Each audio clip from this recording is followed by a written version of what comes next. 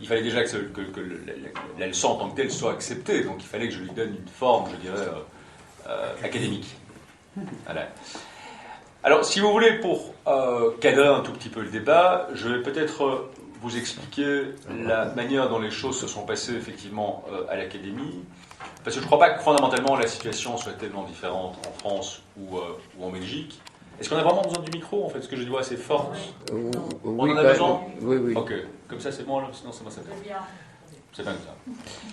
Alors c'était intéressant parce qu'en Belgique c'est un peu concentré de ce débat sur et autour du GIEC, en ce sens que le probable futur président du GIEC est un Belge, un physicien qui s'appelle Jean-Pascal Van Ypersele, physicien de l'université de Louvain, et qui en quelque sorte, qui synthétise, je fais attention parce que c'est filmé, donc après c'est diffusé, donc je ne peux pas non plus dire tout ce que je veux, mais qui synthétise à lui seul, dans sa personne, à mon avis, un grand nombre des défauts constitutifs, je dirais, de cette organisation. Et donc, lorsque j'ai soumis cette proposition de leçon à l'Académie, elle a d'abord été acceptée, ensuite de quoi toute une série de gens qui gravitent, je dirais, dans l'orbite du GIEC, ont fait des pieds et des mains pour que la leçon soit annulée. Alors je ne dis pas que c'est M. Van Ypersele en tant que tel, parce que je n'en sais rien, donc je ne peux pas l'affirmer, mais il y a eu toute une série de pressions qui ont été menées, à telle enseigne que des responsables de l'Académie m'ont appelé avant la leçon pour me dire pas de polémique, donc filet doux, il s'agit de faire un texte qui soit critique, scientifique, académique, ou bien ça se passera mal. Et effectivement, je suis arrivé, donc c'était il y a une dizaine de jours, pour cette communication, cette leçon. Et il y avait toute une série de pontes de l'Académie qui étaient présents, une dame qui était là, je l'ai sentie tout à fait charmante d'ailleurs, mais qui était là pour me cadrer, parce qu'elle a fait mon introduction alors que ce n'était pas prévu, donc elle a fait une introduction très claire. Mais finalement, ça s'est très bien passé parce que j'essayais d'être purement scientifique, ou en tout cas argumentatif, et donc tous ces gens, les responsables de l'Académie, m'ont recontacté après par écrit, donc ce ne sont pas des paroles qui veulent, pour... disons pour me féliciter parce qu'ils avaient trouvé ça intéressant. Alors que c'est franchement pas des gens qui au départ sont convaincus des critiques que j'ai pu formuler. Je voudrais être précis sur une chose, c'est que je ne suis pas scientifique, et donc la critique que je propose est une critique purement épistémologique. Je n'ai pas d'opinion sur le fond du débat scientifique en tant que tel. Alors, il y avait trois questions que j'ai traitées durant cette leçon. La première, c'était de savoir si le débat sur le GIEC est légitime et s'il est distinct effectivement du débat climatique, du débat scientifique, je dirais, en tant que tel. La deuxième, c'était d'examiner la question de savoir si le GIEC fait de la science ou bien s'il fait autre chose. Et la troisième était de poser la question de la pérennité de cette institution, étant donné les très nombreuses polémiques qui semblent devoir affecter son existence et ses travaux. Alors ma thèse, je vous le dis directement, c'est que en son état actuel, le GIEC est une institution profondément viciée dans son fondement, parce que son organisation repose sur un certain nombre d'erreurs de raisonnement. Et que donc les polémiques qui naissent autour et alentour des travaux du GIEC ne sont guère surprenantes, et que l'on ne pourra y mettre un terme que si soit on supprime cette organisation, soit on la réforme d'une manière que je qualifierais de radicale. Alors première question, qui est de savoir si effectivement le débat sur le GIEC est légitime, et dans quelle mesure ce débat se distingue du débat scientifique au sens strict. C'est 1h30 en fait la durée. Non, total. C'est 1 heure. Discussion. Ah, c'est 1 heure seulement. Ok, alors je vais Non, mais oui, c'est pas. Un quart d'heure, c'est bien. Oui. Bah écoutez, ben voilà, je pense. Donc sur le premier point, ce que je voulais dire pour débuter, c'est que il est un fait que j'ai beaucoup publié dans la presse des textes critiques sur le GIEC, et que systématiquement il y a des gens qui réagissent comme si le fait même de porter la critique, non pas contre la science du GIEC, mais contre l'organisation qui porte finalement le message du GIEC, était déjà une sorte, je ne vais pas utiliser les termes religieux, mais une sorte de sacrilège, ou bien si je ne pouvais être mu que par des intérêts qui sont des intérêts catégoriels, l'énergie fossile, etc. Et donc systématiquement, ce questionnement des travaux du GIEC, ou du GIEC comme organisation, fait l'objet d'attaques qui finalement sont assez rapidement des attaques personnelles. Il me semble pour ma part, qu'en démocratie, on doit pouvoir interroger une organisation quelle qu'elle soit et en discuter librement les fondements et, je dirais, la raison d'être. Ça, c'est évidemment un débat très... Enfin, je veux dire, c'est un argument très général et qui vaut pour toute organisation, mais qui, je pense, mérite d'être rappelé. Il n'y a aucune raison que le GIEC en tant que tel, parce que, soi-disant, il s'occupe de questions qui sont urgentes, échappe à la critique à laquelle toute institution peut être soumise en démocratie. Le deuxième argument fondamental pour lequel le débat sur le GIEC me semble légitime, c'est que, comme on est occupé de s'en rendre compte, le GIEC dispose et jouit aujourd'hui d'un pouvoir qui mérite d'être qualifié de considérable. Alors le responsable du GIEC conteste cette affirmation en disant finalement qu'il n'y a que deux catégories d'organisations internationales, celles qui ont un pouvoir normatif et celles qui n'en ont pas, et que le GIEC fait partie de la deuxième catégorie, que donc on ne peut pas affirmer que le GIEC dispose d'un pouvoir quelconque. Alors c'est évidemment une vision des organisations internationales qui est simpliste, qui dans sa binarité est simpliste, en ce sens qu'il y a aujourd'hui dans la sphère, je dirais, normative internationale, de nombreuses organisations qui n'ont pas de pouvoir normatif en titre, mais qui exercent néanmoins un pouvoir normatif en fait. Et je crois très clairement que c'est le cas du GIEC, c'est ce dont je vais essayer maintenant de vous convaincre. Bon, brièvement, le GIEC est composé de 3 groupes de travail. Le premier fait la synthèse de la science dans le domaine du climat. Le deuxième évalue les impacts négatifs pour l'homme des évolutions climatiques observées. Et le troisième propose tout un catalogue de normes qui, selon le GIEC, sont à mettre en œuvre si l'on veut remédier à ces impacts négatifs. 3000 pages dans le dernier rapport du GIEC, qui est le 5e, et chacune de ces parties, en gros et plus ou moins, fait effectivement 1000 pages. Et donc la troisième partie, la partie normative, enfin de recommandations normatives, fait 1000 pages. On a là des recommandations qui s'appliquent dans tous les secteurs d'activité humaine, ce qui est normal, puisque dès que nous faisons un pas dans la rue, nous émettons du CO2, et que donc, en principe, le GIEC, en gros, est compétent pour tous les secteurs de l'activité humaine. Sont membres du GIEC les États qui sont membres de l'Organisation météorologique mondiale, l'OMM, qui est sise à Genève. Il y a 195 pays qui sont, enfin 195 pays qui sont membres de cette organisation. Ce qui signifie que les recommandations du GIEC ont vocation à s'appliquer dans les ordres normatifs de la totalité des pays de la planète. Donc l'influence potentielle du GIEC s'étend à l'ensemble des pays de la planète. Il y a, à ma connaissance, que très peu d'organisations internationales dans l'histoire internationale qui peuvent se targuer d'une influence, fût-elle recommandationnelle, aussi importante que celle dont le GIEC bénéficie. Et donc c'est le deuxième motif fondamental pour lequel nous devons, je crois, interroger le GIEC comme organisation, qui est le caractère considérable, exorbitant du pouvoir dont cette organisation bénéficie. On va voir plus tard que les recommandations du GIEC sont très souvent suivies des faits, soit directement sur le plan normatif, soit sur un plan qu'on pourrait qualifier de pré-normatif, en donnant la structure, par exemple, de certains programmes de partis politiques qui intégralement sont repris en réalité des rapports du GIEC. Je pense notamment aux formations écologistes, mais également à des partis qui sont les partis socialistes, voire des partis de droite. En France, ça m'a toujours frappé de voir à quel point la droite était complètement écologiste. Donc, un pouvoir tout à fait exorbitant qui nécessite, qui légitime, je dirais, ce questionnement épistémologique, je dirais après ce que j'entends exactement par ce terme quelque peu barbare, du GIEC.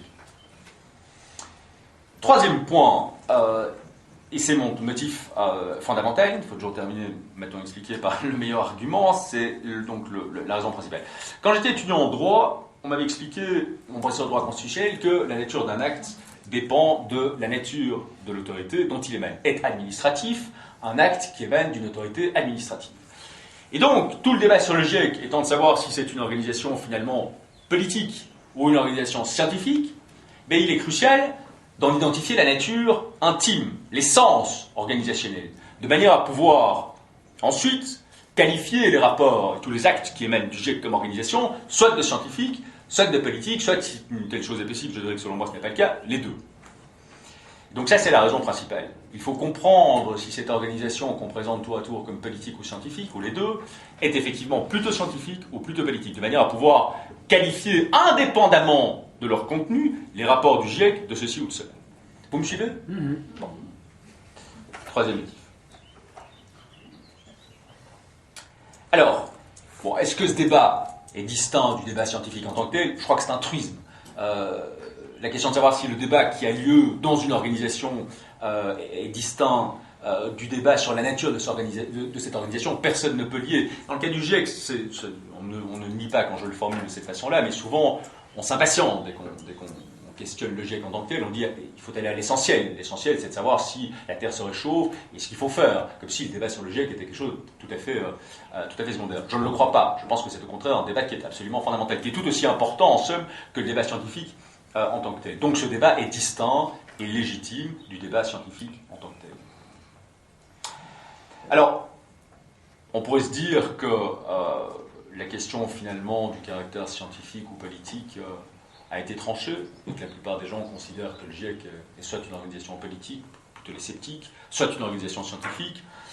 Mais en fait, non, le débat n'est absolument pas tranché, et on constate qu'en pratique, on dit des choses qui sont, et parfois dans les mêmes partis politiques, dans les mêmes formations, dans les mêmes centres d'études, qui sont aux antipodes les unes des autres.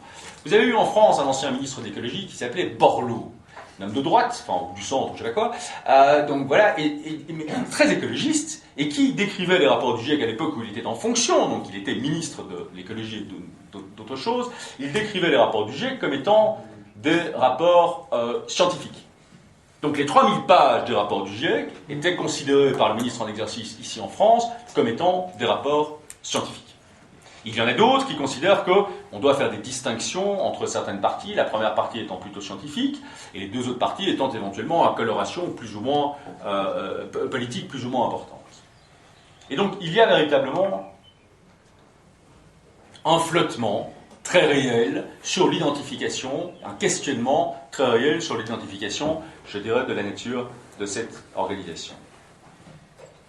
Vous avez par exemple un physicien français qui est associé aux travaux du GIEC et qui s'appelle Hervé Le Treut et qui a déclaré à plusieurs reprises que le GIEC ne fait pas de science. Alors, comment réconcilier, c'est pas un sceptique, hein, donc c'est un partisan du GIEC, il est actif au sein du GIEC, comment réconcilier l'affirmation selon laquelle le GIEC ne fait pas de science, Hervé Le Treut, et l'affirmation qu'on trouve à chaque page du site et dans chacun des rapports du GIEC, donc c'est ipcc.ch, puisqu'ils sont ici donc à Genève, dans les locaux de l'OMM dont je parlais tout à l'heure, et qui dit « le GIEC est une organisation scientifique ».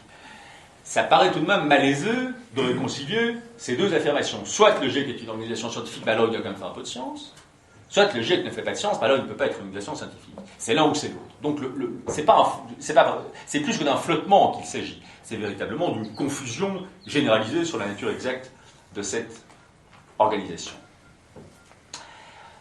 Alors, je pense que si l'on veut proposer une analyse ou critique épistémologique du GIEC, on doit le faire, et ça j'avais déjà fait ici il y a quelques années, donc je serai plus bref sur ce plan, on doit le faire au triple point de vue de sa composition, de ses compétences et de son fonctionnement. Quand on doit juger de la nature d'une organisation, vous pouvez m'interrompre si vous considérez que je me trompe, il n'y a que 3 points de vue que l'on peut prendre en compte: la composition de l'organisation, les compétences de l'organisation et le fonctionnement. Si en examinant ces différents aspects, on doit conclure que le GIEC est composé de scientifiques au sens des sciences exactes, que ses compétences sont scientifiques et que son fonctionnement assure, je dirais, aux scientifiques le pouvoir de dernier mot sur les politiques, bien là il faudra conclure que le GIEC est effectivement une organisation scientifique. Ce serait dans ce cas de figure tout à fait incontestable. Si ce n'est pas le cas, il faudra avoir un jugement plus nuancé. Donc ça, c'est le triple point de vue auquel je m'apprête à interroger la scientificité revendiquée du GIEC. Alors, avant de conclure ce premier point, je voudrais encore préciser un point qui est fondamental. C'est que donc, les deux pôles entre lesquels oscillent les qualifications du GIEC, je le rappelais à l'instant, sont la science et la politique. Alors, il y a beaucoup de gens dans les débats contradictoires, enfin, les quelques débats contradictoires que les gens du GIEC ont bien voulu condescendre à m'accorder, il y a beaucoup de gens qui me disaient, non, effectivement, il y a les deux aspects. Il y a l'aspect scientifique, c'est indubitable, mais il y a également un aspect politique. Et ça ne pose aucune difficulté, une organisation peut parfaitement être à la fois scientifique et politique. Et je ne le crois pas. Je ne le crois pas pour des raisons qui sont des raisons simplement de l'ordre du raisonnement le plus élémentaire. Si vous prenons un exemple très simple, si vous prenez une démonstration mathématique qui enchaîne les arguments mathématiques, si vous ajoutez dans cet enchaînement d'arguments ne serait-ce qu'un seul argument qui ne serait pas mathématique mais qui serait politique, ne serait-ce qu'un seul, il est bien évident que cette démonstration ne méritera plus d'être qualifiée de mathématique. Personne n'irait s'aventurer à qualifier cette démonstration de scientifique. En d'autres termes, ce que je pense, la thèse que je soutiens est qu'une organisation ou un rapport est soit scientifique, soit politique, mais qu'il ne peut pas être les deux en même temps. Ce que, en réalité, le GIEC prétend faire.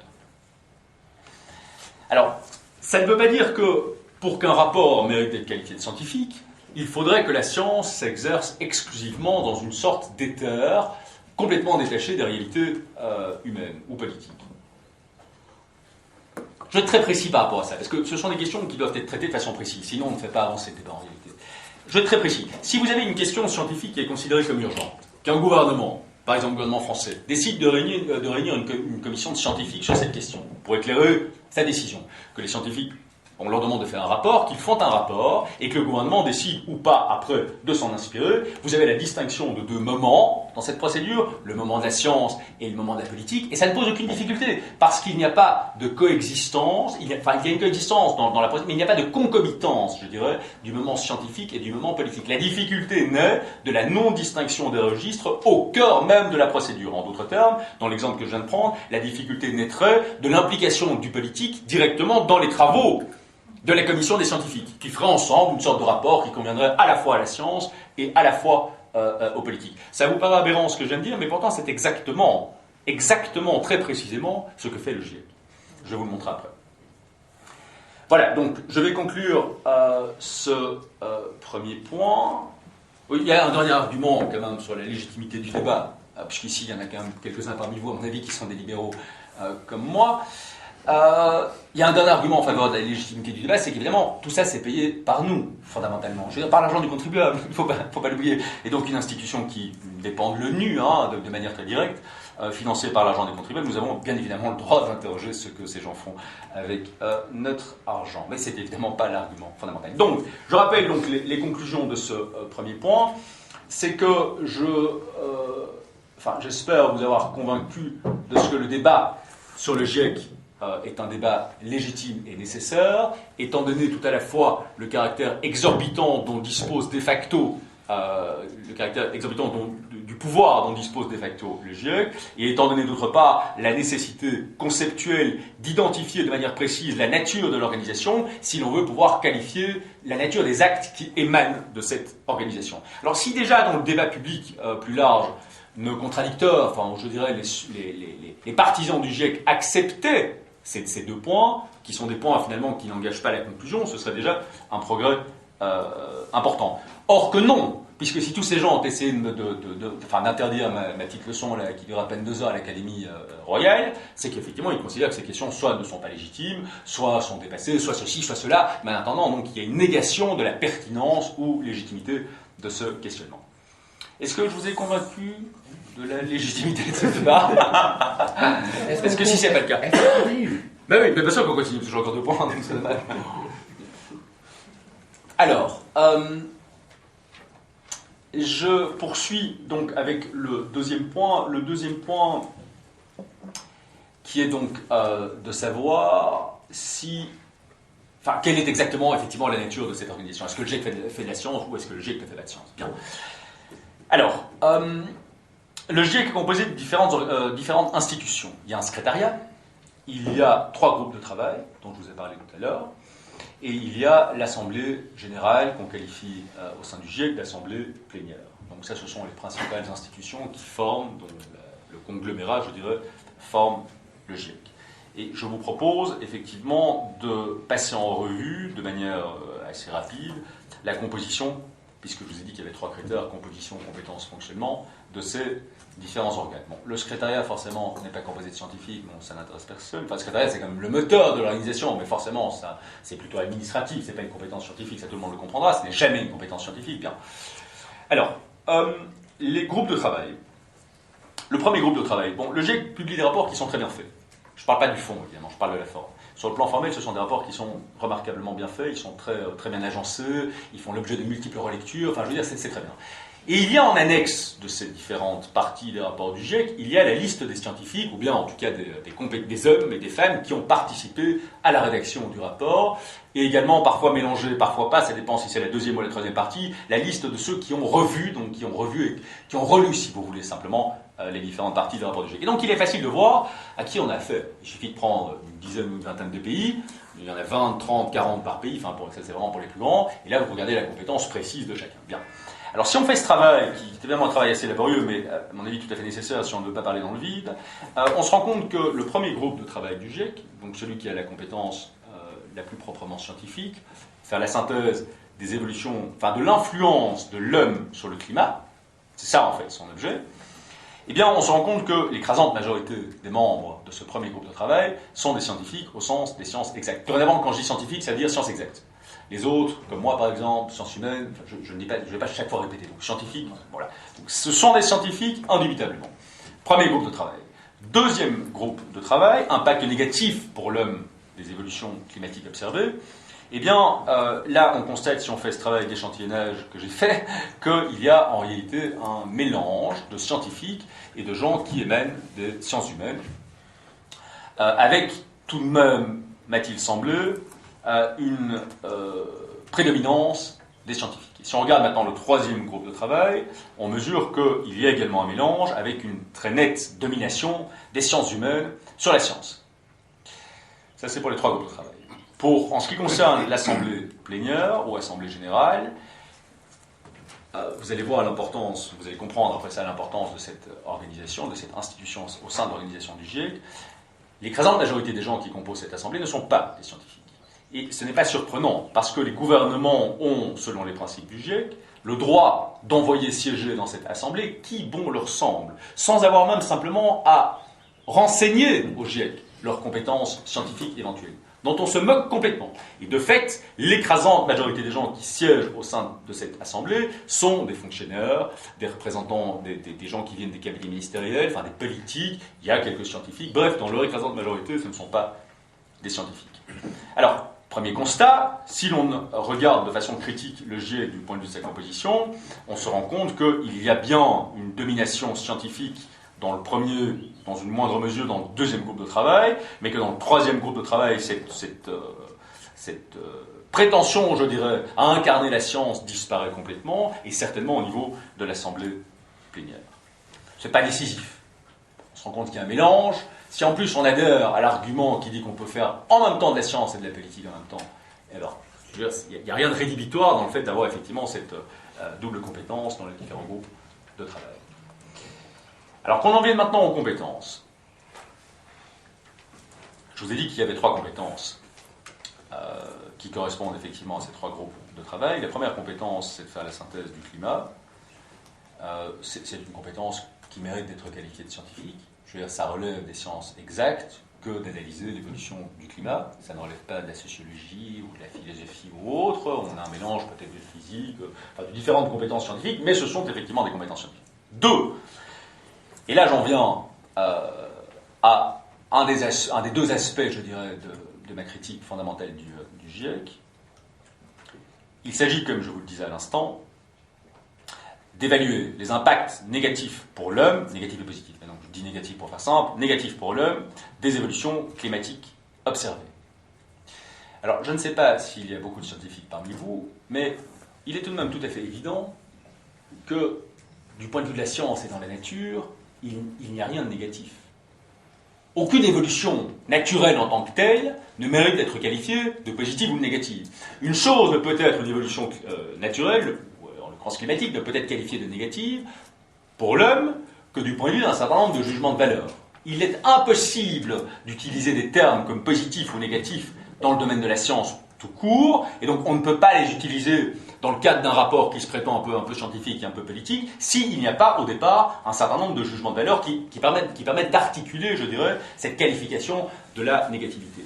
Et donc là, on mesure que la totalité, pas simplement une partie, un aspect, etc. Non, la totalité de la deuxième partie des rapports du GIEC repose intégralement sur des jugements de valeur. Jugements de valeur qui ne sont pas la province de la science, mais qui sont la province de la morale, disons, de la politique, pour parler au sens large. A fortiori, en va-t-il de même lorsqu'il s'agit dans la troisième partie du rapport de formuler des normes, fussent-elles à caractère propositionnel. Puisque pour formuler une norme, on le sait depuis Hume, ou bien pour prendre un penseur qui n'est pas libéral, mais qui est un grand penseur néanmoins, Hans Kelsen, il faut peut-être des jugements de fait, il faut s'informer de la réalité factuelle, mais il faut aussi mettre en branle, je dirais, un certain nombre de jugements de valeur. On ne peut pas formuler une norme s'il n'y a pas de jugement de valeur. La norme est du domaine du devoir-être, alors que la science, elle est dans le domaine de l'être, donc du jugement de fait. Et donc l'intégralité de la troisième partie des rapports du GIEC échappe du fait même intégralement au champ de la science pour pénétrer de plein pied dans celui de la politique. Donc là, on se rend compte que si l'argument de la composition des différentes institutions du GIEC n'était pas décisif, celui de la compétence, on le mesure, est déjà nettement plus problématique. On se rend compte que là, du point de vue de la compétence du GIEC, il est strictement insoutenable de dire que le GIEC est une organisation scientifique sans autre forme de procès. Vous me suivez ? Oui. Bien. Alors, troisième point, c'est le fonctionnement. Le fonctionnement, bon, je vous ai donné cet exemple tout à l'heure. Si un gouvernement réunissait une commission de scientifiques et après donc laissait les scientifiques travailler et après ça permettait effectivement aux scientifiques de rendre leur rapport, après ça on fait des normes, on n'en fait pas ou on en fait ce qu'on veut, mais on n'intervient pas dans le cœur du rapport, ça ne poserait pas de difficulté. Il y aurait une coexistence, mais une distinction des moments scientifiques proprement et politiques. Alors est-ce le cas avec le GIEC? Pas du tout. Un grand théoricien du droit, j'ai cité Kelsen, j'en prends un autre, qui s'appelle Carl Schmitt. Bon, il s'est un peu égaré pendant la guerre, mais néanmoins un grand théoricien du droit. Carl Schmitt pose une question dans le cadre de tout ordre normatif qui est: qui décide? Quis judicabit? Qui décide? Qui a finalement le pouvoir de dernier mot? Alors appliquons cette question au GIEC. On a des groupes de travail, on a un panel, on a plein de machins, mais qui décide? Qui a le pouvoir de dernier mot? À votre avis, dans une organisation qui est qualifiée d'organisation intergouvernementale, donc qui a le pouvoir de dernier mot? Ce ne sont pas les scientifiques. C'est pas une surprise, sinon on ne l'aurait pas appelé de cette façon-là. En plus, elle est portée par les gouvernements, c'est pas simplement une question de nom. Elle est effectivement portée, financée par les gouvernements. Alors, concrètement, ce que cela veut dire, c'est que dans les médias, on a toujours parlé comment est-ce qu'on appelle ça encore? La synthèse pour les décideurs. Donc le GIEC fait toujours un résumé pour les décideurs. Ces rapports dans leur intégralité et les différentes parties de ces rapports. Un résumé donc, qui fait 10, 20 ou 30 pages pour les décideurs, donc pour les gens qui ne veulent pas lire les 3000 pages. En fait, c'est ça que ça veut dire. Non. Alors on a dit, et beaucoup de gens du GIEC, notamment des gens comme Pelliposé, reconnaissent que ces rapports, donc ces résumés, sont directement négociés par les gouvernements.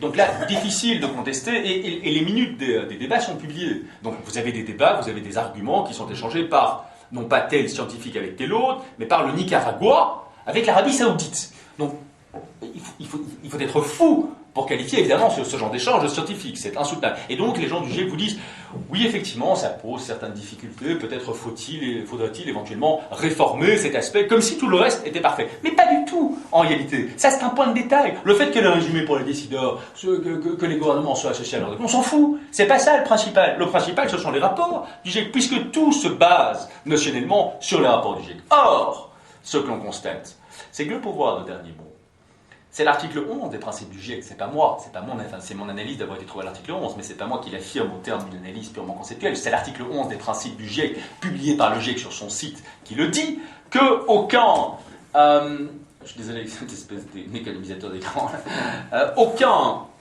document, aucun rapport, aucun acte ne peut être estampillé, revêtu donc du sceau du GIEC, qui n'ait été préalablement visé et approuvé par quelle institution d'après vous? L'Assemblée plénière. Or, cette Assemblée plénière, comme je vous l'ai dit tout à l'heure, est de très très loin la moins scientifique de toutes les institutions du GIEC. C'est la seule au sein du GIEC dans laquelle on ne se préoccupe à aucun moment de la compétence scientifique éventuelle, évidemment qui n'existe pas en l'occurrence, de ceux qui y siègent. Donc ce que ça veut dire en français, c'est que le problème n'est pas le résumé pour les décideurs, tous les actes du GIEC, aucun acte du GIEC ne peut en sortir qui n'ait été approuvé par les gouvernements. Donc, si je reprends mon exemple de tout à l'heure, si on a la coexistence des deux moments, la science et puis le gouvernement, pas de problème. Mais ici, en l'occurrence, c'est pas du tout ça qui se passe. Les gouvernements sont associés à chaque étape, à chaque moment de la procédure, et aucun acte ne peut être adopté dont les gouvernements n'ont pas eu la possibilité de le corriger, fût-ce à la marge, mais que ce soit à la marge ou dans le cœur du développement, d'ailleurs en fait, à mon sens, ce n'est pas du tout à la marge, ne change rien à la corruption du simple point de vue de la science que représente cette immixtion des gouvernements dans un travail qui se prétend scientifique. Si je ne vous ai pas convaincu, je n'y arriverai jamais. Alors, donc ça c'est pour le fonctionnement. Alors, pour nous résumer par rapport à ça, et puis j'en viens à la deuxième erreur de raisonnement sur laquelle le GIEC est à mon sens fondé. Donc, du point de vue de la composition, nous constatons, si on tient compte de l'Assemblée plénière, que la grande majorité des gens qui composent le GIEC ne sont pas des scientifiques. C'est un fait, ils peuvent dire le contraire, mais les faits disent le contraire. Du point de vue des compétences, 3 compétences, la première, seule la première mérite d'être qualifiée de scientifique, encore ne l'est-elle que de façon, enfin c'est une soulette au sens large, au sens dérivé du terme, puisque le GIEC, effectivement, comme le disait M. Le Treux, ne fait pas de science, il se contente de faire la synthèse de travaux scientifiques qui sont réalisés par ailleurs. Il n'y a pas de laboratoire au GIEC, à Genève, il n'y a pas de laboratoire, ils ne font rien, il n'y a aucun, simplement, ils sélectionnent les textes que eux jugent pertinents et qui sont publiés dans des revues, etc., dont ils proposent une synthèse. Alors ça, c'est la seule compétence scientifique. Au sens strict du GIEC, encore ne l'est-elle effectivement que par emprunt, je dirais, de nationalité. Bien. Les 2 autres compétences du GIEC, en tant qu'elles reposent nécessairement sur des jugements de valeur, eh bien, ne sont pas scientifiques. Ce ne sont pas des compétences scientifiques. Ce sont des compétences qui peuvent s'éclairer et qui prétendent le faire des travaux de la science, mais qui n'appartiennent pas au champ de la science. Encore une fois, ces gens peuvent dire le contraire. Soit ils se trompent de manière volontaire. Et du point de vue du fonctionnement, là, ça me paraît, dans ce triptyque, l'argument peut-être le plus puissant. On constate que le dernier mot, le pouvoir de décision, de décider ce que sont les évolutions climatiques, ce que sont les impacts négatifs et les mesures qui doivent être mises en œuvre, ce pouvoir de dernier mot revient non pas à des scientifiques, mais à des représentants des gouvernements qui négocient en tant que tels. Alors, comme je dis toujours dans ces débats et autres auditions parlementaires, s'il y a un autre critère que la composition, les compétences et le fonctionnement que je dois prendre en œuvre et qui mérite de qualifier le GIEC de scientifique, qu'on me le soumette. Mais sinon, si on regarde la théorie, simplement, enfin le droit de base et la théorie des institutions, les 3 critères, composition, compétences et fonctionnement, il est catégoriquement, rationnellement impossible, au terme de cette analyse très très simple, pas simpliste, merci, mais simple, de qualifier effectivement le GIEC d'organisation scientifique. La thèse que moi je défends, et que le GIEC est une organisation, et puis j'en viens au deuxième point, est une organisation qui est beaucoup plus politique que scientifique, et qu'en tant que le mélange conceptuel de science et de politique n'est pas possible, le GIEC est une organisation intégralement politique. Puisque si on sort du domaine de la science, on ne peut pas y rester avec un pied, etc. C'est l'un ou c'est l'autre. Donc la thèse que moi je soutiens, mais là on peut éventuellement discuter après, est qu'effectivement le GIEC est une organisation intégralement politique. Et j'attends toujours, depuis que j'ai publié ce livre depuis 5 ans, parce que les gens font toujours des tribunes, etc., pas contre moi, parce que ça descend rarement sur des trucs vraiment personnels quand ils critiquent moi, mais j'attends toujours un argument rationnel qui permette de penser que ce que je dis là n'est pas vrai. Donc ça c'est la première erreur de raisonnement, c'est de prétendre que sont scientifiques les deux des 3 compétences du GIEC, dont j'espère vous avoir convaincu, dont la mise en œuvre nécessite des jugements de valeur. Les jugements de valeur, on sort de la science et on n'y revient pas. C'est une erreur intellectuelle, puisqu'on à la fois on dit que c'est de la science, mais on fait des jugements de valeur. Donc on nie la réalité. Alors dans les rapports du GIEC, non, parce que moi je les lis, les rapports du GIEC, les derniers 3000 pages, j'ai lu les 3000 pages. Alors, ils vous disent, oui, effectivement, il y a des jugements de valeur, et donc, mais nous on va dire, donc les jugements de valeur, enfin, mais bon, le fait d'admettre qu'on est malade ne change rien au fait qu'on est malade. Donc je veux dire, à partir du moment où ils font des jugements de valeur, mais qu'après ils disent quand même que le rapport est scientifique, le problème n'est pas réglé, en aucune façon. Évidemment, quand vous avez après ça des surfeurs comme M. Borloo qui viennent vous dire que ce sont des traités de science, véritablement, leur propre, à ce moment-là, on gomme totalement toute espèce de possibilité même d'une critique rationnelle. La deuxième erreur de raisonnement, et qui est encore plus grave que la précédente, sur laquelle, me semble-t-il, le GIEC, pas simplement les travaux du GIEC, mais le GIEC comme organisation est fondé. Alors, cette erreur de raisonnement, elle porte un nom, quel scientisme? Est-ce que le scientisme. Savez-vous ce qu'est le scientisme? Est-ce qu'il y en a un qui pourrait définir le scientisme? Est-ce que quelqu'un pourrait définir le scientisme? J'aurais tendance à dire que c'est la croyance que la science est capable d'expliquer un tas de choses qui ne le sont pas. Et en particulier la liberté de l'homme, par exemple. Pas tout à fait ça.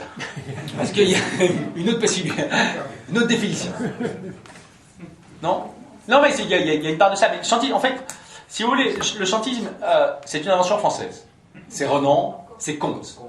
Voilà, oui, c'est vrai, Renan aussi. Hein. Attendez, dans le premier bouquin que Renan a publié, qu'il a publié qu'à la fin de sa vie, mais qu'il avait rédigé quand il avait 27 ans, qui est une espèce de remarquable, enfin pour un homme de 27 ans d'avoir écrit ça, moi je trouve ça stupéfiant, c'est un traité en faveur du chantisme qui est extrêmement, extrêmement bien charpenté. Je sais qu'on ramène tout à compte, mais il y a aussi Renan. Alors, le chantisme, c'est l'idée, fondamentalement, que jusqu'à présent, donc, disait-il à l'époque, l'humanité a été gouvernée au nom de la religion, de l'idéologie et de toute une série de superstitions, et qu'on est à l'époque de la science triomphante, il est temps de tourner le dos à ces temps obscurs et de gouverner à partir de maintenant l'humanité, non plus au nom de la superstition, mais de la science rationnelle, qui à l'époque commençait d'être triomphante. Alors c'est une idée très sympathique. Comment vouloir gouverner au nom de la superstition, que ce soit la religion ou autre, quand on a la possibilité de le faire au nom de la science? Tout homme de bonne volonté semble devoir, en quelque sorte, opiner, je dirais, de ce projet de Renan et de Comte. La difficulté, naturellement, c'est que le chantisme ne repose pas, mais est une erreur de raisonnement, puisque, comme j'ai commencé de vous le dire tout à l'heure, je rappelle très simplement que si la science est reine dans le domaine du fait, dès qu'on l'importe ou dès qu'on l'exporte dans celui de la valeur ou de la norme, elle n'a plus rien à dire. Parce qu'il y a une différence de registre qui est logique entre l'être et le devoir-être. Si on demande à la science d'engendrer un certain nombre de normes, c'est pas qu'elle le fera mal, elle ne peut pas le faire. Parce qu'à la science devra s'adjoindre un certain nombre de jugements qui sont des jugements de valeur et qui sortent ipso facto du champ de la science. Je vais être clair par rapport à ça, c'est pas une idée qui est très compliquée. Bon, la question des valeurs, c'est quoi? Si on adhère à la thèse de Max Weber, c'est qu'on ne peut pas discuter objectivement. Il n'y a pas des valeurs qui sont objectivement supérieures à d'autres. On peut privilégier fondamentalement en politique la liberté ou l'égalité. On peut discuter de savoir si plutôt la liberté permet d'atteindre certains objectifs, etc. Mais le choix de base est un choix qui n'est pas rationnel et qui, en tout cas, échappe à l'empire, je dirais, de la science. Et donc c'est la raison pour laquelle le chantisme n'a finalement jamais reçu ne serait-ce qu'un début d'incarnation ou de mise en pratique concrète, puisqu'il est une erreur de raisonnement. Est-ce que je suis clair par rapport à ça? Parce que je ne me sens pas tout à fait convaincant. Oui? Non, juste sur ce point-là, je ne sais pas. Alors, oui? J'aimerais revenir quand même, c'est une erreur de raisonnement, vous avez raison, mais c'est une croyance. Oui. Ah oui, mais complètement, mais comme toute erreur de raisonnement. Une erreur de raisonnement, une fois qu'elle a été démontrée telle, devient forcément une croyance, ou un mensonge. On a eu la science du matérialisme dialectique.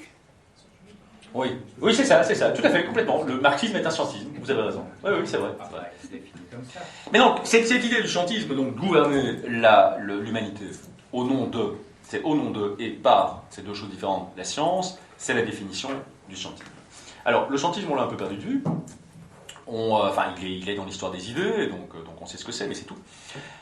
Or, comme je pense que vous avez dû commencer à le comprendre, si on regarde la structure même des rapports du GIEC, et quand on les lit surtout, ils prétendent dériver la deuxième partie de la première et la troisième partie des deux précédentes.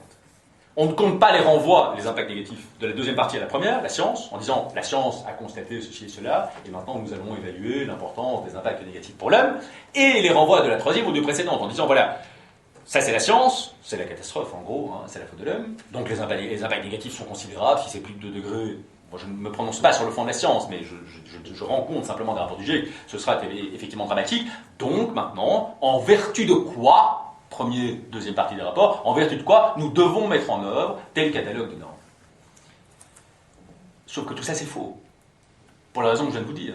C'est que ça ne se peut pas. On ne peut pas raisonner de cette façon-là. On ne peut pas déduire de la négativité ou positivité a fortiori des normes des constats de la science. C'est la définition même de l'erreur scientiste que de prétendre opérer cette dérivation. Comprenez-moi bien. Il y a 3 parties dans les rapports du GIEC. 1, 2, 3. Ils prétendent dériver la deuxième et la troisième des précédentes. Or, c'est une chose qui est logiquement impossible. Si j'ai raison, et je sais que j'ai raison sur ce point, ça veut dire que les rapports du GIEC sont fondés sur une erreur intellectuelle notoire, connue dans l'histoire des idées, qui s'appelle le scientisme. Et que donc, non seulement le GIEC n'est pas une organisation scientifique, mais politique, mais que dans le champ politique, elle appartient à une zone encore mieux circonscrite, en quelque sorte, qui est le scientisme. Vous me suivez dans mon développement? Alors, je vais, pour un peu quand même mieux situer le scientisme, ce qu'on appelle le technocratisme, dont la Commission européenne, je montre Henri parce qu'il a travaillé à l'Union européenne, dont la Commission européenne offre une merveilleuse illustration, c'est en fait du scientisme. Donc la technocratie, c'est plutôt des Américains qui ont fait ça au début du XXe siècle, je crois dans les années 30 en gros, c'est la même chose. C'est l'idée qu'il faut que des techniciens, au nom de leur savoir technique, de leur expertise, gouvernent la société en arrêtant ces espèces d'états politiques complètement dépassés, etc. C'est une figure du scientisme. C'est exactement la même chose, en fait. C'est la même configuration mentale, je dirais, ou intellectuelle. C'est pas un jugement moral ce que je fais. Je rappelle simplement que c'est une erreur intellectuelle. Alors, dans le cas maintenant du GIEC, je vais vous donner une preuve par l'absurde, enfin, on voit contrario en fait, mais tout à fait, en principe réfutable, mais qui ne pourra jamais être réfuté, en l'occurrence, de ce que je vous dis. Bon, prenons un contre-exemple, très simple. La science a démontré que fumer, le fait de fumer, de consommer du tabac, nuit à la santé. Défini en termes de longévité ou de capacité pulmonaire, ce genre de... Je crois que ça, c'est indubitable. Le fumer nuit à la santé. Fumer tue, comme on dit. Ça, donc, c'est le jugement de fait. De ce jugement de fait, quelles sont les normes que l'on peut dériver? Aucune. Puisque, comme je vous l'ai dit, j'espère avoir été convaincant, on ne peut pas dériver une norme. La norme peut s'instruire de ce que dit la science, mais elle ne peut pas être dérivée en tant que telle du jugement de fait.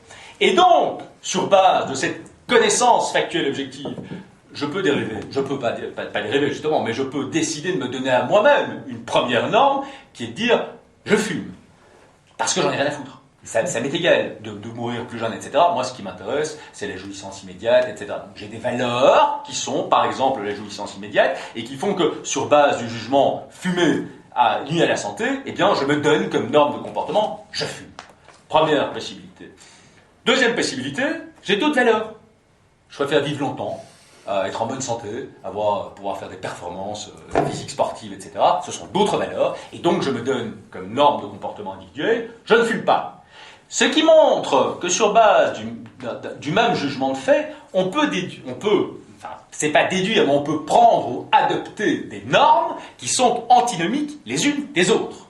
Et c'est toujours comme ça. Toujours, par définition. Il n'y a pas de lien nécessitant entre les deux. Je fume, je ne fume pas, on peut difficilement imaginer quand même des normes qui sont mieux contradictoires que ces deux normes-là. Ce qui veut dire que si ce GIEC que nous finançons et qui exerce son empire dans l'ordre normatif de 200 pays de par le monde faisait son travail comme il prétend le faire, c'est-à-dire de manière sérieuse, la troisième partie des rapports du GIEC, donc la partie des normes, elle contiendrait quoi? Est-ce qu'elle peut former un tout cohérent? Non. Parce que c'est pas possible. Parce que c'est pas vrai. Si le travail avait été fait sérieusement, on aurait en réalité des bouquets de normes qui seraient proposés en fonction de jugements de valeurs divergents et qui seraient parfaitement contradictoires les uns avec les autres. Or que la troisième partie du rapport du GIEC, c'est pas du tout ça. La troisième partie du rapport du GIEC, quand on la lit, et je vous invite à le faire, en vacances ou quand c'est beaucoup de temps, elle est parfaitement cohérente. Elle dit voilà, donc la première partie, la deuxième partie, donc il faut faire ces normes-là. Et tout ça est parfaitement cohérent. Et non seulement c'est parfaitement cohérent, mais c'est parfaitement cohérent, oui, mais pas du tout avec la science, c'est parfaitement cohérent avec des jugements de valeur, mais qui sont ultra minoritaires. Qu'est-ce que propose en fait superbement cette organisation dans sa troisième partie? Eh bien, aux pays riches, la décroissance. Voilà. Donc en toute scientificité. Scientifiquement, il est recommandé aux pays, donc je ne vais pas dans le détail, de décroître. Peut-être c'est pas tout, évidemment, si avec ça, ça va bien. Décroître et transférer des richesses massives. Mais alors, quand on parle massive, ces gens-là, ils ne raisonnent pas en millions, etc. C'est en centaines de milliards. Hein. Donc, transfert de richesses massives, des pays soi-disant riches, donc nous, aux pays soi-disant pauvres, genre la Chine et autres, pays horriblement affamés, comme chacun sait de nos jours. Des centaines de milliards. Donc, à la fois la décroissance, les transferts de richesses massifs vers des pays qui, quant à eux, pauvres ou émergents, seraient autorisés à croître encore un tout petit peu à titre temporaire. S'il ne faut pas exagérer. Alors, ce dont on se rend compte ici, c'est que c'est ça la preuve, à contrario. Si, effectivement, le GIEC n'était pas l'organisation politique que je décris, scientiste, que j'ai qualifié donc de scientiste à l'instant, eh bien on aurait des bouquets de normes contradictoires, au lieu de quoi, ce que l'on a, c'est un catalogue de normes qui est parfaitement homogène, ce qui en l'occurrence n'est pas une bonne nouvelle, et repose effectivement, inévitablement, sur des jugements de valeur ultra minoritaires. Parce que finalement, ce que je viens de vous décrire, la décroissance, les transferts, etc., c'est quoi? C'est quel courant d'idées dans l'histoire des idées? Non seulement c'est l'écologie, mais c'est ce qu'on appelle la deep ecology, la décroissance. Je veux dire, il y a combien, si on interroge les gens dans la rue, il y en a combien qui seraient pour la décroissance sur 100 personnes, mais pas si on leur explique un peu ce que ça veut dire, et surtout les conséquences concrètes dans leur vie à eux, il n'y en a pas 2 qui seraient pour. Donc on parle de jugement de valeur ultra minoritaire, ultra idéologique, et qui, nonobstant, structure l'intégralité de la 3e partie des rapports du GIEC. Voilà. Donc je récapitule, ça je serai plus court, donc brièvement sur ce 2e point. Il y a donc 2 erreurs de raisonnement. La première erreur de raisonnement, c'est que donc, il y a de la politique notionnellement 2e, 3e groupe de compétences, et il y a surtout cette erreur scientiste qui prétend dériver de la science des normes, ce qui ne se peut pas pour des raisons conceptuelles, rationnelles et objectives, et non pas pour des questions de valeur. Et je vous ai donné, je pense, une illustration ou un argument, je dirais, contrario en faveur de cette thèse. Alors, si j'ai raison, c'est effectivement problématique. On présente une organisation scientifique, les recommandations comme scientifiques, etc., alors qu'en réalité, il n'en est rien, et il ne peut rien en être. C'est pas en réformant les choses à la marge qu'on va changer les choses, mais je veux dire, ça pose question de manière, me semble-t-il, fondamentale. Donc, le GIEC n'est effectivement en aucune façon une organisation, il n'y a aucun point de vue, une organisation scientifique. Celui qui prétend le contraire doit pouvoir argumenter, c'est comme ça, je pense que ça se passe dans la civilisation occidentale en faveur de cette thèse, je lui souhaite bon courage parce qu'il va avoir du mal à démontrer le contraire. Et donc j'en viens, si vous le permettez, avant d'ouvrir le débat, au 3e point, qui est, faut-il maintenir le GIEC en l'état? Qu'est-ce qu'on peut faire de cette organisation? Alors ça, c'est un point sur lequel je marchais sur des œufs quand j'étais à l'académie, parce qu'il ne faut pas me permettre d'être trop flamboyant, comme me reproche parfois Henri Lepage, je l'ai. Et donc on doit être trop polémique. Alors c'est vrai que, bon, d'abord j'ai commencé par développer un certain nombre d'arguments en faveur du GIEC. Je vais être rapide.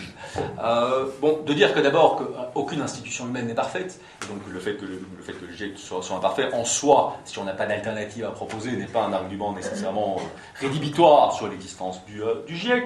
Le fait qu'il faut proposer des alternatives, en tout cas si on peut considérer que les questions du climat sont des questions urgentes. Le fait que si effectivement il y a cette urgence, l'idée d'avoir une organisation internationale qui réunit des scientifiques de haut niveau n'est pas une mauvaise idée. C'est pas une idée qu'on peut trouver odieuse ou qu'on doit trouver odieuse ou antipathique en tant que telle.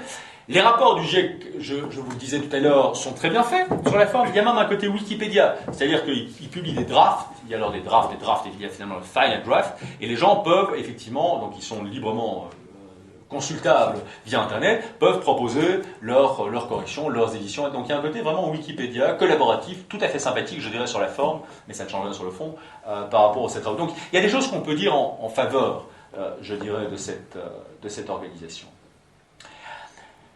Alors il y a un dernier point qui est de dire, il y a beaucoup de polémiques autour du GIEC. Bon, il y a beaucoup de gens qui, au GIEC, nient cela, mais ça paraît incontestable. Il y a quand même des dizaines de milliers de scientifiques de par le monde qui ont exprimé un désaccord plus ou moins fondamental par rapport à toute ou partie des travaux du GIEC, donc il y a des polémiques. Mais ça non plus, ça ne me paraît pas un argument rédhibitoire. Pourquoi? Parce que si le GIEC a raison, donc dans la prétention scientifique de ces rapports, bon, forcément, c'est pas une bonne nouvelle pour l'industrie des énergies fossiles, qui représente un pan entier de l'économie mondiale, donc que ces gens se manifestent, normal. Par ailleurs, il y a aujourd'hui, c'est aujourd'hui développé, toute une industrie du renouvelable, qui représente un poids aussi économique absolument astronomique, et donc qui est des polémiques. Je veux dire, ça fait partie du jeu, c'est normal, etc., c'est pas rédhibitoire. L'argument qui, je crois, plaide de manière fondamentale pour une réforme radicale de cette organisation est l'argument suivant. C'est en gros une répétition de ce qui précède, mais je le formule différemment. Supposons que et il y a d'ailleurs de très bons scientifiques qui sont associés aux travaux du GIEC, que tous les meilleurs scientifiques dans leur parti soient associés aux travaux du GIEC. Les meilleurs, tous les meilleurs. Les physiciens, les chimistes, les géographes, etc. Tous les meilleurs. On parviendrait par extraordinaire à réunir la crème de la science mondiale. Ce qui prétend aujourd'hui être le cas, mais ce n'est pas le cas. Bon, même s'il y en a quelques-uns qui sont des gens pas mal. Eh bien, la thèse que je soutiens est que cela ne changerait strictement rien. Parce que ce n'est pas une question de nombre de scientifiques qui sont présents, ce n'est pas une question de qualité de ces scientifiques, ce n'est pas non plus une question d'honnêteté de ces gens. Ces gens ne sont pas malhonnêtes, ceux qui prétendent qu'il peut y avoir des centaines de scientifiques qui ne se connaissent pas, qui viennent du Kamchatka jusqu'à l'Oural, etc., et qui, par extraordinaire, c'est une sorte de complot. C'est de la foutaise, évidemment, ça ne se peut pas. Tout cela, ce sont des questions qui sont en réalité soit inintéressantes, non pertinentes, soit accessoires. Pourquoi ? Parce que le problème, c'est la structure du GIEC.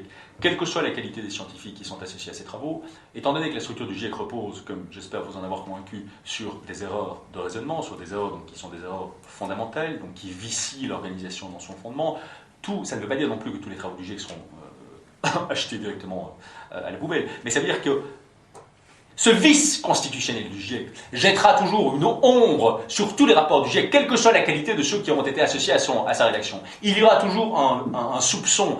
Je parle même que de la première partie, parce que les deux autres parties, il ne faut même pas les lire. À partir du moment où c'est de la politique qui ne dit pas son nom, je veux dire, ça on peut les oublier. Mais même pour la première partie, c'est-à-dire, par exemple, un exemple très simple. Quels sont exactement les critères que ces scientifiques associés aux travaux du GIEC mettent en œuvre pour sélectionner les articles qui sont jugés pertinents ? Puis il y en a plein des articles qui sont publiés dans le domaine du climat. Il y a vraiment pas une infinité, mais un nombre absolument considérable. Donc quels sont exactement les critères ? Tant qu'on restera dans ce mélange des genres politiques et scientifiques, quelle que soit la qualité du travail, quelle que soit la qualité des personnes qui sont associées aux travaux du GIEC, il y aura cette ombre, ce soupçon, ce doute fondamental qui sera associé, je dirais, aux rapports qui sont publiés par le GIEC. Or, comme le GIEC prétend justement influencer les 200 pays de la planète dans tous les secteurs de l'activité humaine, on ne parle pas d'un détail, donc ça ne peut effectivement que générer des polémiques à n'en pas finir. Alors, en ce qui concerne les possibilités de réformer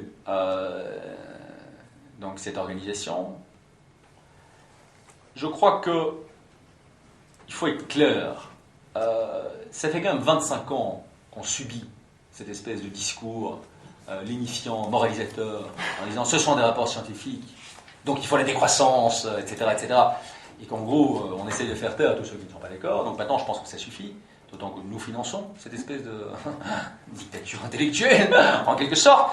Et donc, je crois qu'il faut être très, très radical, enfin radical pour des raisons rationnelles et objectives. Le deuxième et le troisième groupe de travail du GIEC n'ont rien à faire dans une organisation scientifique. Quels que soient les noms dont on les affume, ils ne seront jamais, en aucune façon, scientifiques, et donc il faut émonder l'organisation des deuxième et troisième groupes de travail, qui n'ont de scientifique, je dirais, que le nom. Donc ça, c'est une première réforme qui me paraît tout à fait nécessaire. Alors, faut-il maintenir pour autant le premier groupe de travail ? Je pense que, il faut être réaliste. On ne va pas supprimer le GIEC. Il y a très peu d'administrations dans le monde, une fois qu'elles sont créées, qu'on supprime. Certainement un truc aussi grand, donc je crois que ça ne va pas être supprimé intégralement. Alors, l'idée qu'on puisse maintenir le premier groupe de travail, donc le groupe de travail scientifique, ne m'est pas une idée insupportable, à condition de dire qu'effectivement, là, ce sont des scientifiques qui ont fait un rapport qui sera un rapport scientifique, et que les gouvernements n'ont rien à dire. Ils peuvent après ça s'en l'approprier et discuter au sein des parlements, ça c'est le privilège de nos démocraties, de ce qu'on fera de ces rapports, mais ils n'ont rien à dire dans la rédaction du rapport. Pourquoi pas ? Si effectivement, comme on nous le dit, et de mon point de vue c'est possible, parce que je ne suis pas physicien, ni climatologue ou autre, si ces questions de climat ont un caractère d'urgence, c'est bien d'avoir une organisation qui permette d'y voir clair, c'est quelque chose de tout à fait légitime, c'est une excellente idée, avec des scientifiques du monde entier, etc. Bien. Alors, moi je proposerais éventuellement une petite réforme supplémentaire, qui est d'inspiration évidemment un peu juridique. Quand la Cour suprême des États-Unis publie un arrêt, elle publie également les opinions dissidentes. Parce que toutes ces questions ne peuvent pas nécessairement être tranchées à caractère titre définitif, etc. Pourquoi ne pas faire pareil avec le GIEC ? On pourrait imaginer que des scientifiques aujourd'hui dissidents et qu'on traite comme des chiens galeux soient associés directement aux travaux du GIEC, et s'il s'avère qu'ils sont encore minoritaires, eh bien on publierait leurs opinions en annexe, en quelque sorte, des rapports du GIEC recentrés sur le premier groupe de travail, en disant, voilà, ce sont des opinions dissidentes, mais formulées par des scientifiques qui sont des gens respectables. Au lieu de quoi, aujourd'hui, tous les malheureux scientifiques sous-financés, structurellement, c'est pas parce qu'ils sont gentils ou méchants, mais ils sont sous-financés parce qu'on finance qui vont dans le sens du GIEC, sont traités effectivement comme des gens soit Malenès, soit Naomi Klein. Donc on interroge leurs motifs, quoi. Ils sont forcés, soit ce sont des vieux, on entend un état d'imbécilité. Moi, c'est parce que je suis un eagle qu'en fait on me dit, vous critiquez le GIEC, parce que le GIEC c'est une menace sur le capitalisme, c'est ça en fait. Mais c'est pas une discussion vraiment très, très, très intéressante, il faut discuter les arguments. Alors un GIEC qui serait ainsi recentré sur son premier groupe de travail me paraît effectivement, aussi en termes diplomatiques et autres, une proposition de réforme qui est à la fois intéressante et tenable, et qui annulerait quasiment le pouvoir de nuisance actuel du GIEC. Je termine alors par une petite conclusion. Alors, ce que je crois, c'est que, de même qu'il ne faut pas mésestimer le pouvoir du GIEC, et donc son influence actuelle, il ne faut pas mésestimer le risque que l'existence même de cette organisation fait peser non seulement sur la science, mais sur finalement la politique au sens large, donc le bien-être, l'Occident aussi accessoirement, puisque finalement nous les Européens nous sommes toujours les plus enthousiastes, beaucoup plus que les Américains d'ailleurs par rapport à toutes ces histoires, ces idées, pas un projet que je veux dire. Et donc je pense qu'il y a deux voies d'évolution possibles à l'heure actuelle. Tous les éléments me paraissent réunis pour deux évolutions possibles. Soit on peut encore sauver le GIEC et faire de ce machin actuel quelque chose qui ne soit pas le déshonneur de la science, quelque chose, je viens d'en décrire les conditions, qui effectivement contribue, je dirais, au progrès de la connaissance dans le domaine du climat. Certes, la science n'a jamais eu l'usage, c'est quand même un argument très fort, d'aucune institution comparable au GIEC dans aucun des secteurs de la connaissance. C'est quand même un point qui est quand même assez intéressant. Mais pourquoi pas, s'il y a urgence, s'il y a le climat, il y a déjà quelque chose qui existe, pourquoi ne pas imaginer? Je pense que tous les éléments sont réunis pour que cette évolution-là soit possible. Évidemment, il faudrait du volontarisme politique, qui ne viendra jamais de la France, puisque la France, l'intégralité de la classe politique, complètement convaincue par l'écologie, par le GIEC, tout le monde trouve ça problème. Qui pourrait venir par exemple des Australiens, évidemment ils ne sont pas très nombreux, mais donc les Australiens, le Premier ministre là-bas, Tony Abbott, est un critique virulent du GIEC, et des Américains, puisque je crois avoir lu tout récemment que la majorité au Sénat américain, c'est politique contre politique, dans le grand, la majorité a voté pour dire que l'influence du climat, ce n'est pas l'homme qui influence, je crois, de manière principale le climat. Donc on pourrait imaginer un volontarisme politique qui réduise le GIEC, mais qui en réduisant son focus le rendrait également peut-être plus visible, et en tout cas avec moins de polémique autour de lui, on peut imaginer cette évolution. La deuxième évolution qu'on peut imaginer, et qui est parfaitement, dont le principe est parfaitement odieux, mais dont la possibilité concrète se lit déjà dans la réalité actuelle, c'est évidemment le lysenkisme. Alors, je ne sais pas si vous savez qui est Lysenko. Tout le monde sait qui est Lysenko. Je vais quand même le rappeler brièvement pour ceux qui ne le savent pas. Très brièvement. Je rappelle qui c'est comme moi. Ah oui, bien sûr, bien sûr. Donc Lysenko, c'était un biologiste soviétique qui défendait, donc à l'époque de l'URSS, dans les années 30, 20 je crois ça a commencé, qui défendait des idées très minoritaires, donc sur le plan scientifique. Et qui, pour faire triompher ses arguments minoritaires, à l'époque au début, mais qui après ça sont devenus complètement majoritaires, a utilisé non pas les débats, parce qu'à l'époque la biologie soviétique était une des plus développées dans le monde, les débats, les arguments, etc., mais la contrainte administrative. C'est-à-dire qu'il s'est servi de la contrainte de l'État, la force publique finalement, pour faire taire chacun de ses opposants, qui au départ pourtant étaient très majoritaires et qui sont finalement devenus complètement minoritaires. Le plus grand biologiste de cette époque, j'ai oublié son nom malheureusement maintenant, est mort. Exactement, Vavilov, exactement, bravo. Est mort, incarcéré, sauf erreur de ma part, et donc la plupart de ces gens ont été réduits au silence. Alors on en est loin, j'ai pas dit qu'on avait maintenant, j'étais très prudent par rapport à ça à l'Académie, mais j'ai quand même parlé de cette évolution lysenkiste possible, ce qui n'a pas dû faire plaisir à tout le monde, et donc on en est loin, mais on a quand même certains, linéaments de la possibilité de cette évolution. Quand on voit que simplement, ce que je viens de vous dire par exemple, on peut discuter, j'ai peut-être pas raison sur tout, on peut débattre, mais je veux dire, il n'y a rien de manifestement irrationnel dans ce que je dis. Le simple fait que l'énoncé de ces arguments leur pose autant de difficultés, que ces gens interviennent auprès de l'autorité, en l'occurrence académique, mais qui est toujours liée à l'État, pour faire taire en France, on a vu ça il y a quelques années également, on a une sorte d'inspiration, pourrait-on dire, lysenkiste dans ce procédé. C'est-à-dire une science officielle, une science qui aurait reçu le sceau des gouvernements. Je rappelle que c'est quand même le sexe, vraiment anatomique, on peut dire, du GIEC, c'est une organisation intergouvernementale, du sceau, et tous ceux qui contestent cette science estampillée du sceau de l'État sont effectivement des gens qui doivent être combattus. Il y a fréquemment, dans le spectre politique, des gens qui en appellent à la pénalisation des scientifiques qui mettent en doute les thèses dominantes dans le domaine du climat. Il y a par exemple, Vali-Perzé, retenez ce nom, possible, j'espère qu'il n'y arrivera pas parce que ça ne me paraît vraiment pas souhaitable par rapport à l'évolution dont j'ai dit qu'elle était souhaitable, possible le prochain président du GIEC, C'est quelqu'un qui, de manière répétée, notamment dans un discours pour l'honoris causa de l'un de ses collègues qui s'appelait Schneider, qui est mort entre-temps, qui était au GIEC, et c'est un discours qu'il a fait en 2007, et qui est encore sur le site de l'Université de Louvain, a traité tous les critiques du GIEC comme étant des négationnistes. Ce charmant mot de négationniste renvoie naturellement à ceux qui nient l'existence des chambres à gaz. Très clairement, en français, c'est ça que ça veut dire, le négationnisme. Donc, les Faurisson et tous ces gens. Donc, le fait de se permettre ce genre d'attaque, déjà qui, évidemment, vise d'un homme très négationniste, à la fois ces critiques scientifiques et ceux qui, comme moi, osent questionner la pure scientificité du GIEC. Ce sont des procédés, je vous demande de le comprendre, qui relèvent nettement plus, je dirais, de l'option lysenkiste que d'une option scientifique respectable, classique et acceptable. Alors, en conclusion, donc ça ce sont les deux évolutions possibles. En conclusion, il me paraît rationnellement insoutenable de prétendre aujourd'hui que le GIEC est une organisation scientifique. Le GIEC, pour les motifs que je vous ai exposés, est définitivement une organisation politique, et une organisation politique d'un genre particulier, puisqu'elle repose sur ces... comment ? Noyauté. Ben oui, c'est ça. Oui, noyauté. Oui, c'est pire que noyauté. Et une organisation politique d'un genre particulier, puisqu'elle repose sur cette erreur de raisonnement qui est le scientisme. Et par conséquent, toute personne qui considère que la science a des droits qui doivent être respectés et qu'on ne peut pas qualifier de scientifique une réalité qui est politique, doit, ou devrait en tout cas, militer pour une réforme radicale de cette organisation dont je pense qu'aujourd'hui le pouvoir est essentiellement un pouvoir politique et un pouvoir de nuisance intellectuelle. J'ai terminé.